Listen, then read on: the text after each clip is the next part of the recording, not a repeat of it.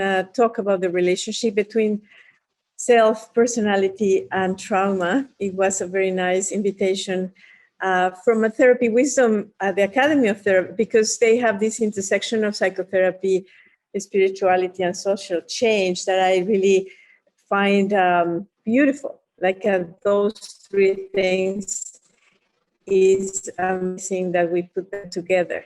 And I'm going to use that opportunity to introduce a little bit of meta, so those things that are not in the pure psychological world.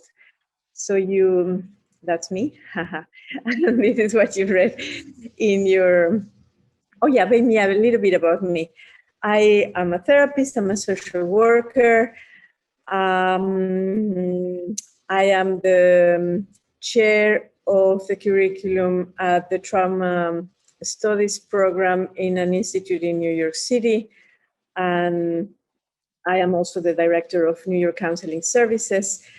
I do neurofeedback. I'm board certified neurofeedback clinician, and I am also a sex therapist.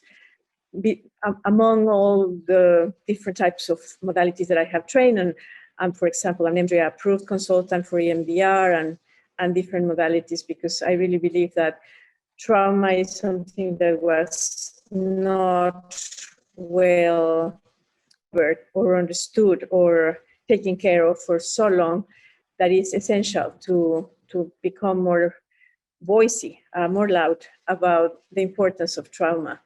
And the talk today is to put it in context on how personality disorders have been treated as genetic problems instead of seeing through the trauma lens. So I'm going to talk about the self, the sense of self that comes from it, personality. Then when it comes to trauma, we have personality disorders. That is the idea of today's talk. This is a presentation that I normally give in several hours, but I'm going to try to do my best in these 40 minutes that I have. So genetics and mental health, behavioral sciences, and all this idea that behavior is what sets your mental health, that I really don't find it fair for many people, because there is not a single genetic switch that when flipped causes a mental disorder. So there are many, many more elements that creates a mental disorder. So let's start with the self, which in so many parts are a self. And we normally, I lost myself. Let me see. I lost myself. I don't see myself anymore. So, okay, there I recover my image. That I have this portrait of a self, that all the different types of parts that this person is using in the drawing, in the portrait, that says, well, some parts are smooth, some parts are vibrant, some parts are dark, some parts are dead. And that's a little bit of the idea of all the components of self. So Alan Watts said that trying to define yourself is like trying to bite your own teeth. And I'm not going to try to define the self, but I'm gonna give an overview of what a self means, because trauma erases or disconnects us from ourselves. So there are many theories through the centuries that have been trying to define self. And it's very difficult even like to explain it, because some people focus on, for example, the appraisal or the source of energy of who is the one that has agency, and that's the self, according to Williams James. Or Carl Jung said, well, it's an individuation that takes a long time, and once the person individuates from the parents, that is when the self becomes something, right? And is a unified consciousness and unconsciousness, because he also included the the metaphysical part, while Alfred Adler said that it was the lifestyle of a person and the way they found fulfillment. And Gordon Allport, the sense that was the essence of the individual, that was closer and closer to not only seeing behavior. Okay. And instead of only seeing the behavior, he started understanding that it was deeper, like the same as Carl Jung. So there is something deeper than only our lifestyle, right? For example. So Kohut had a very interesting and very complete definition of self that included the continuity in time and space, autonomy, efficacy, motivation, values, and desires.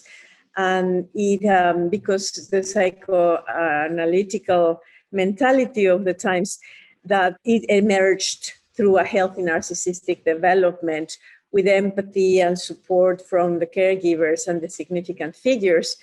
And when it failed, it had an incoherent sense of self. He spent 30 years explaining this concept that was a way out of the ego development of Freud, and a continuation of Jung's idea that the self is present before the ego and that is primary, and it is the ego that develops from it, right? And that it can never be fully known or embraced because we are dependent upon the relative inferior ego to perceive the self, which is a very interesting point of view. And he said that the self was the totality of body and mind, the God image, the experience of overpowering feelings, the union of opposites, and a dynamic force which pilots the individual on his or her journey through life. So I admire him because I think he was a Buddhist in essence without knowing it. And it includes all this metaphysical part. So we can say that the self gets formed through several parts, like the sensory information, right? The senses come to the person, and the person creates a sense of self according to his space, what he hears, what he sees, what he feels, what he tastes. But also it's the perception that involves interpreting the sensory information. Is 60 degrees, is it hot or is it cold? And that's individual. And then the ego that involves all the way that includes how others see you, perceive you, and think about you, and the interior sensations. If you have, so now we have eight senses, and not only the five external senses, but also the internal senses that allow us to check on us. How is our state emotionally in terms of feelings, or anemically in terms of affect, or physiological in terms of like hunger or disorientation or things like that. And all those elements construct the self, but also the mind. And the mind is very important component of how we develop our sense of self, because the mind, according to Dan Siegel, is this emergent self-organizing process that embodies and relational. Is embodied inside of us and between us, that regulates energy and information flow within and among us. So if the mind is relational, so the sense of self is relational as well, because our mind is an energy between, that it creates reality between and among people, not only internally. So then the self, we can say that we can separate the self into the me and to the I, where the me is the object of experience and the I is the subject of experience. That was something that William talked in the 1800s, and James, William James, and we can say that if we see that self only as a social self, and you have to admit that this picture is amazing, because now we are so social, right? And we are so trapped in the opinion of other people that the self that we are creating is even more difficult to understand, because we create this sense of self according to what others project on us and our responses. So in the social self, the me is the one that socializes and learns behaviors and assumes attitudes, while the I responds to the attitudes of others. But I want to go to a higher sense of self, because consciousness, and that's what I was saying, that I like the Academy of Therapy Wisdom, because we know that there is much more than only our body or people's opinion, because there is consciousness, right? And then we can divide self as a phenomenological self, the phenomena of us, and the metaphysical self. And the phenomenological self is what we experience, while the metaphysical self is what we know, even if we don't experience. It's an experience that has little explanation, but it has that wisdom of knowing something that makes us feel more connected with others, with self, with nature, with God itself, or with the universe. So the sense of self comes from these ideas of self, and the sense of self develops as how we think about and view our traits, our beliefs, our purpose, how we feel unique from others, and we are unique from every person. And it's about knowing our own goals, values, and ideals. And when a person develops a good, healthy sense of self, then it doesn't need validation. It doesn't need any type of feedback in order to feel connected to it. It's able to practice all the virtues, including the compassion, to others and to self, and that makes it very complete. So Nancy Napier says that a coherent sense of self is an internal feeling of solidity, an experience of yourself as a person who has a place in the world, the right to express yourself, and the power to affect and participate in what happens to you. That's the coherent sense of self that many people that suffer from trauma lose. And I'm going to go explain a little bit more after. So then there is this division between what we feel is our inner truth and the outer appearance. How others are going to accept us, are going to criticize us, are going to make us feel connected to them or disconnected. And that creates a disconnection from ourselves. And this struggle and this having to accommodate and organize that inner and outer world is what it starts developing as personality. So personality comes from the Latin word persona, which was a mask, was the equivalent to say a mask, because that was what they used in the Greek theater to represent the different characters. And persona is personality, comes from the word mask. There's also a lot of theories on personality from the Greeks that developed a book, the Theophrastus, that developed a book called The Characters, which tried to make a classification of the different personalities that he observed. The structural personality, the ego, the superego, and the id, the traits that are supposed to be genetic and that creates our personality. Carl Roger that tried to do a little bit more of a deeper humanistic approach, talking about the self and the I, and Skinner that thought it was a learned behaviors, like everything was a possibility to be learned. So we can say, of course, we need to choose some of the definitions because there are hundreds of different definitions of personality, but most of them agree that personality is the way we think, the way we feel, and the way we behave that makes us different from others, right? And I'm going to use this beautiful woman here in another moment of a definition because, yeah, it's how we think, we feel, and behave, and how we are perceived by others. And therefore, but personality is influenced by experiences, by our environment, our circumstances, and some traits and some inherited characteristics.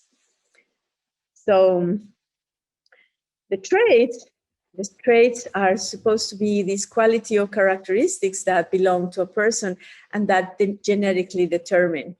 And but even the traits are determined by the interaction with the environment. So we are seeing as I go along, like that there is nothing set in stone in terms of personality, even though some people have proposed that that's the case. Reality is that everything gets influenced and modified in according to our circumstances.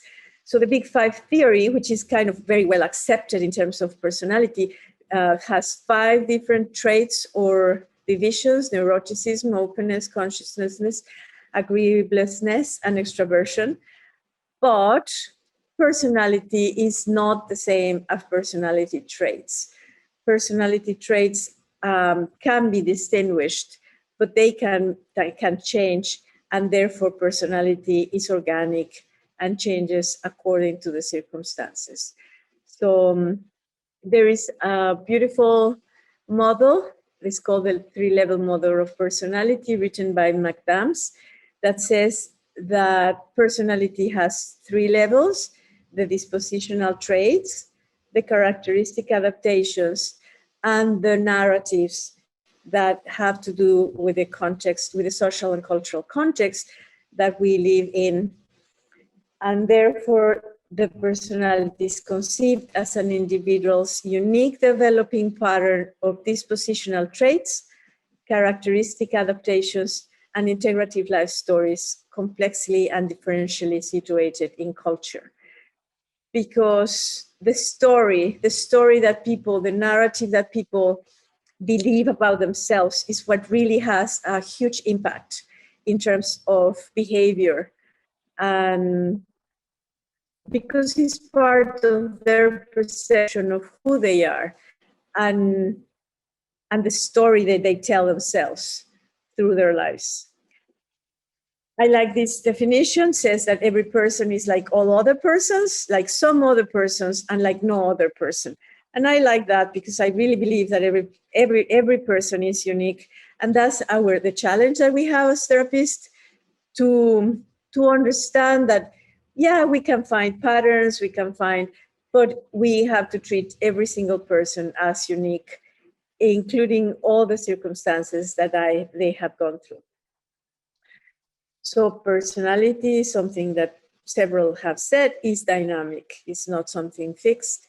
It's dynamic, and we need to understand this in order to help them improve. I need to see the time. Okay, to understand them. Okay, and then I can introduce trauma. So trauma comes and destroys everything that the person learned about themselves, and creates dysfunction at every level. It changes the narrative, it changes the physiology, it really leaves a sequela of adaptations inside and in the mind, in the body and the mind, that creates big issues in terms of behavior and acceptance and relationships. And this has a huge impact in terms of how the person is gonna behave in the future after being traumatized. Trauma has to do, and is very connected to having reached a point of helplessness and hopelessness. When a person feels falling into the abyss, right? When a person doesn't think is capable or able or worth, or that is not going to make it, is when the nervous system takes over and starts modifying the perception, the behavior, the mood, so many characteristics of the person. And depending on the trauma, if it's complex or developmental trauma, complex means extended period. Developmental is during the years of development, which means the first years of life.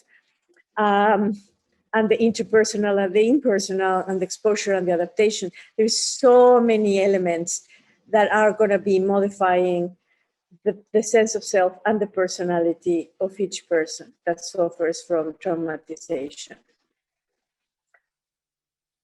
So it affects the nervous system, the autonomic nervous system. Behavior becomes automatic, that they don't even know. They mix the past with the present.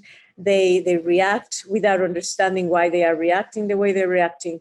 The perception changes, the behavior gets modified because they are either in fight or flight, or in submissive, or in freeze, or in some of these adaptations, mechanism of defense of the autonomic nervous system. The emotions that they experience, they are so much more intense. The cognition is either blocked, is sometimes hijacked by emotions. Memory gets disorganized and therefore becomes problematic. And the sense of self and the health, all those things happen. So Oprah and Bruce Perry just published this year this book that is What Happened to You, because trauma is really something that happened to you that is going to change your life, and you have almost no saying on that. And many people think they don't have a way out of it. And now that we are understanding that there is a way out, we are becoming more proficient in treating trauma.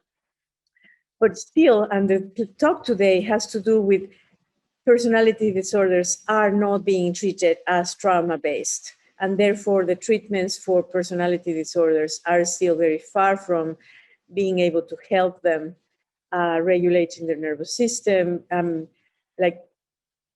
affecting all these different aspects of the psyche. So what happened to you? Well, this attachment failure, when there is attachment trauma or developmental trauma, there is rejection. Bruce and Oprah talk about abuse and neglect, basically. But if we change a little bit of the narrative or the words that we use, we know that rejection, shame, the distorted perception, and the dysregulation is what it should be included now in the trauma vocabulary, because it's what we need to concentrate on to fix the person. So the daughter-in-law of Gabor Mate says that trauma is not what happened, but the disconnection from self that happened as a result of whatever the stressor was. So one of the most important consequences of trauma, of traumatization, is this disconnection from the self. So what happens with that self that was in normal circumstances difficult to find or difficult to develop and connect with when there is trauma, right? So I'm going to go one by one. So the attachment failure, what happens when there is failure in the attachment? So attachment, I love this definition, is about feeling that you exist in the mind of another, right? So when somebody can really, like this mentalization between two people that helps the brain develop, that helps the nervous system regulate, that helps the person to feel that is valuable because it exists in the mind of another. And when there is an attachment failure, it's not only traumatizing in terms of who is going to help me survive, but it's also this sense of not existing. So it really, really affects the sense of self when there is no attachment connection, when the attachment doesn't happen. So what happened in the personality is if there is no sense of worth, because there is no sense of I or me, then the behavior completely changes and the personality gets transformed. It's either too much attention seeking or completely shut down or submissiveness or all these different ways of adapt to the circumstances in order to feel a little bit safer. Like at least I'm not gonna die. Somebody is gonna come, or I'm gonna wait until I die if nobody comes. Like which trauma does that too. So the next one is rejection and shame, because we don't talk much about this, and it's extremely important. I don't care. I don't care about you, I ignore you, or abuse you, or I treat you as an object, creates these two branches of rejection and shame that are extremely painful and damaging to the sense of self. So I'm going to talk first about rejection. There is a whole theory that is called Interpersonal Acceptance rejection theory that talks about how people that learn to cope with rejection can be productive elements of society, but those that don't learn to cope are going to have like serious problems of becoming productive, because they feel out of, they feel not belonging, and not belonging is part of the second level of attachment that fails, and therefore they feel that they don't belong. And that is one of the best ways to recognize the level of personality disorder. Like how disordered the personality got was with a rejection sensitivity. When there is a high sensitivity, is the chances to develop a personality disorder are higher as well. So rejection transforms the personality. Besides becoming very dependent of people, they also are hostile, aggressive, passive aggressive. They freeze, they are rigid, they are emotional unresponsive. There are many consequences in the adaptations that obviously modify the personality, because there is no connection with a self or with others. And then there is shame, the shame that can be passive or active. We know very well the active shaming, that pointing at you and telling you that you are wrong and the other person wanting to disappear. But the passive shaming is if I am not in the mind of other, if I am rejected, if they don't like me and they don't care about me, I feel ashamed of being me. And that no self shame, the passive shame develops a no self sense that is nullifying the sense of self. Is a not me, not me, right? So obviously shame changes behavior, and the behavior transforms personality. So the person is either I don't care, or they become liars, I didn't do it, or because they are going to try to overcome some of the shame that they carry. So that I have this mask in here, because remember, the persona is this mask that they have to wear in order to not show the shame that consumes them. And of course, that mask becomes the one they identify with themselves. The perception distortion, let's see the time, okay, is this. So when the brain goes like that because of trauma, the person starts seeing reality in a distorted way. They see themselves distorted. For example, the one that is ashamed of themselves is, I'm defective, I shouldn't exist. I have a client that like last week said, I wish my kids had another mother, for example, right? The level of shame of being her, that really transforms and distorts all these the amazing things that she has done for her children. And then there is another level of distortion, which is the cognitive distortion, that glass, for example, here is a glass half empty. For a person after trauma, that glass is either full of poison, is half empty, is like many distortions that don't make sense, but the person really believes because it's distorted. So that takes to negative thinking, to catastrophizing, to all or none type of mentality, labeling, controlling the positive, discounting things, people, having this, that is part of trauma. So here I found this amazing picture. I'm so sick of looking in the mirror and seeing the monster in me. I want to be beautiful and be pain-free. This is the cognitive distortion with the distorted perception. So this is a beautiful woman that sees herself as a monster and believes she is a monster, because when they react from, and I'm going to talk about regulation, when they react from these automatic responses, they really don't understand. They believe that they are monsters. I have had 2 clients that went to have an exorcism to have this bad spirit that was inside of them to be removed, because they really didn't understand why they had the reactions that they had. And that's one of the consequences of trauma. And most people with personality disorders believe they are monsters.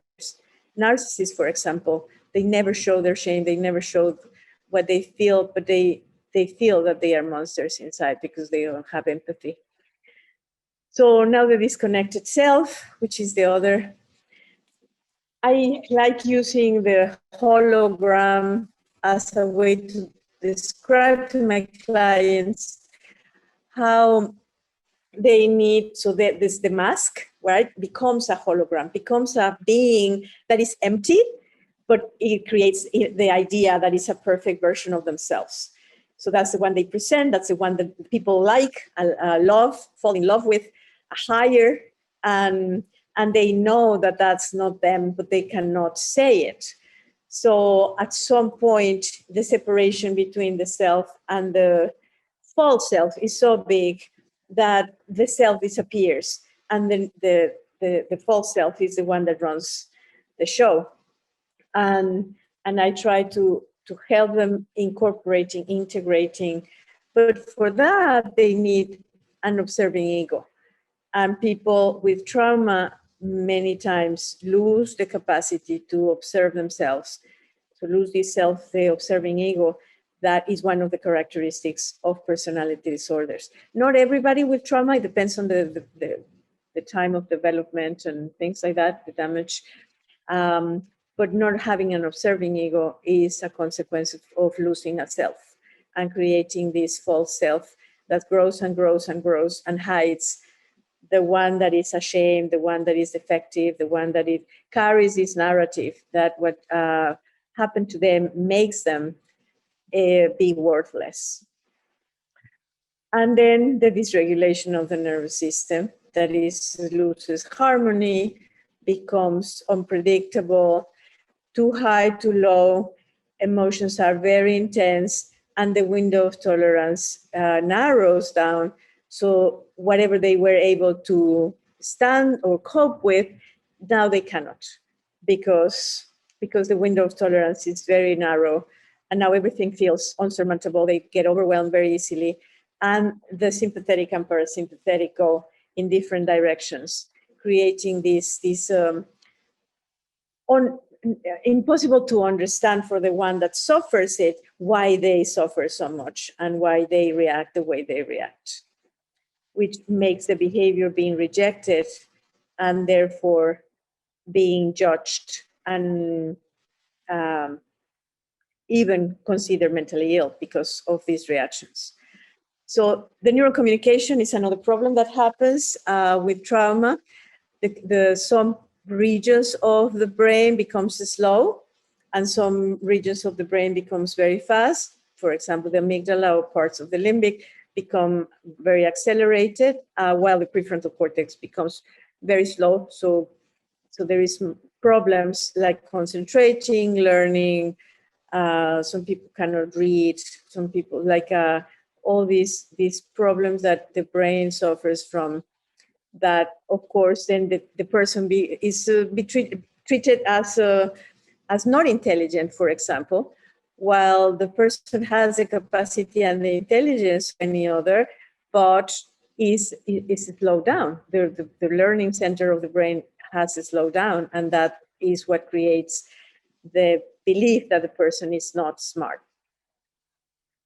And very importantly, these things and this disconnection of the brain, like some parts are not communicating with each other, gives this sense of emptiness that many people with trauma develop, and is so common in personality disorders.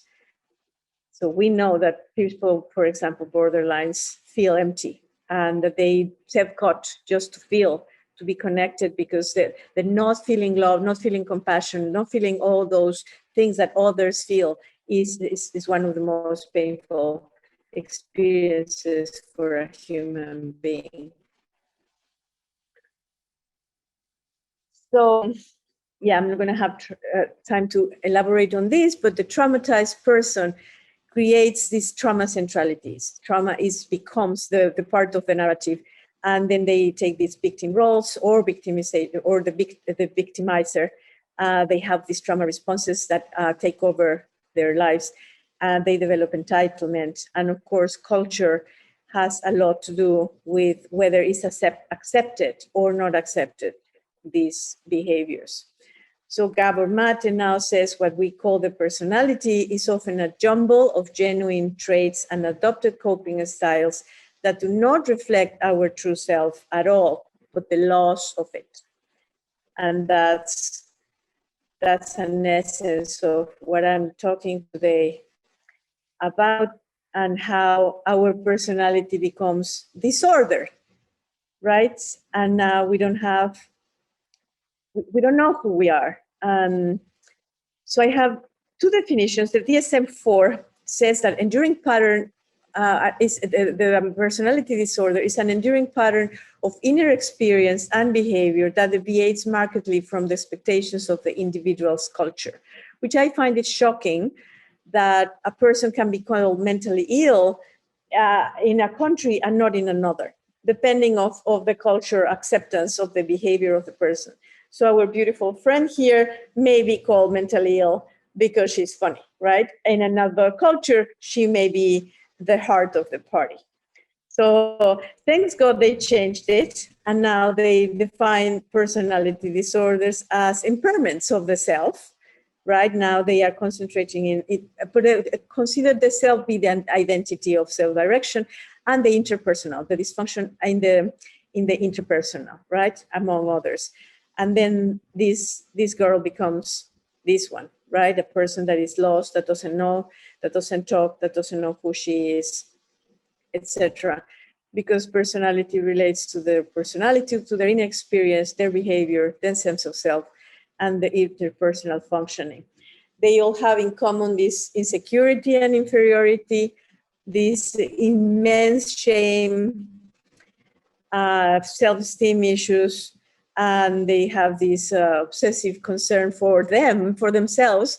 The false self becomes the whole obsession for finding who they are, and they become rigid and uncompromising attitudes, and not able to adapt to the needs of desires of others, which they are called then unempathetic or selfish. So trauma is highly correlated to personality disorders because of the shame, because of the unresolved guilt, because the fear of rejection and abandonment, because the sense of unworthiness. And depends on the type of traumatization is the type of personality disorder they develop. If it's attachment trauma, then it's borderline or histrionic. If it's guilt. So depends, or a combination of them is how you see they reject people, or they need people, or they need attention, or things like that. And they suffer from this unbearable sense of shame and this dissociation that makes them feel crazy, right? And it depends, personality disorders depend big time in this observing ego that they lose, the shame, and the malienation of the prefrontal cortex. So if they have a good active prefrontal cortex, the personality disorder like goes away. So if you so then personality disorders are highly correlated to this disconnection from the I, and living in this loss, in this living this social me, and becomes all about this social me that is so insecure, and that's what creates a personality disorder. So if we help our clients looking for their self and connecting internally with themselves and leave a little bit of the opinion of others behind, and activating the prefrontal cortex that helps them regulating their autonomic nervous system and having more control and ownership over their behavior, they won't meet criteria for personality disorders. So if we include trauma treatment for personality disorders, they make good progress very fast. They don't need to cope, they heal, because they start believing in themselves, and they find themselves. So I think that was my time, right? Or did I rush? Oh no, you did great. Yeah, we're just past the 40-minute mark, so this is a great time to switch over to questions.